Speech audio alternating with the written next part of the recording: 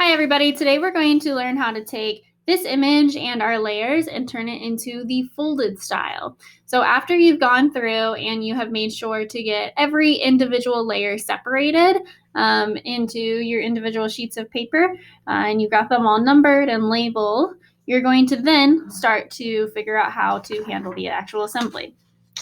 So the very first layer, all you're going to need to keep is going to be that bottom layer. So this is what we're eventually going to fold back. So after it's folded back, it'll stand up a little bit more easily, but we want to wait till the very end to do any of our folds so that way things don't get confusing as we're taping them together. And then for the rest of them though, you will need to keep at least one of the sides of your border. When we do this, we typically alternate. So for example, if this is my first layer, then I know I need to at least keep my bottom one, but my second one, I'm going to keep my left-hand side. And then if I alternate for this fold, so if this fold goes here, the next fold needs to go on the right side. So I'm going to need to make sure that on my next layer, I'm going to be keeping that right-hand side. So I'll put a 3 in that corner. And then after I've gone through and labeled every piece that I'm keeping, I can then go back with my X-Acto knife and cut off the excess. Another thing that I'm going to do, so I'm going to want to make sure that it's taped behind the other objects. And in doing this, I'll notice from time to time that my fold might be a little bit taller than my first layer. Well, to avoid confusion, just on this one piece here, what I'm going to do is I'm just going to outline anything that should not be there. So that's what I did with my pencil. You can kind of see I went around the edges just kind of carefully and outlined that.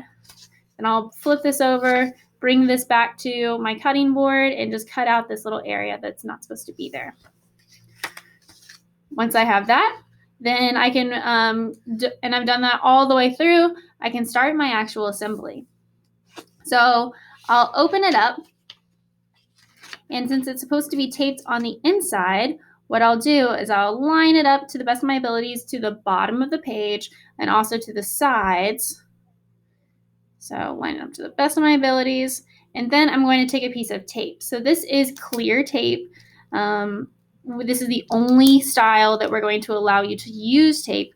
Please ask your teacher before you grab the tape off the desk because multiple people will probably need it at the same time. But we're going to go ahead and make sure it's very good and secure. So notice I did it long ways instead of multiple pieces going out side to side. And then the last thing that I'm going to do after I've gotten all my layers taped together in order to get it to actually stand. So here's a previous student example to kind of show you what I mean.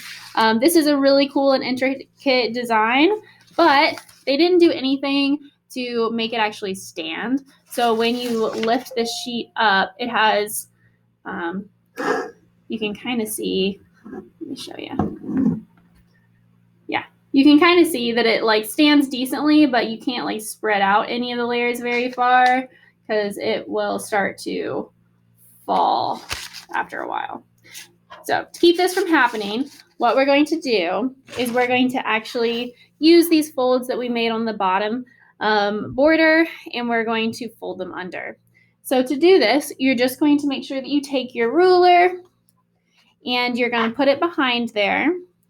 Make sure you cut a little slit in the corner that only goes up to where your border is, not all the way up to the top, only to where your border is.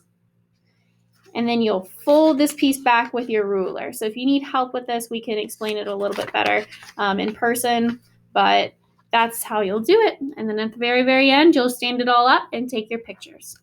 So that is how you do the fold style. All right. Thank you guys so much for watching. Hopefully this was good for you.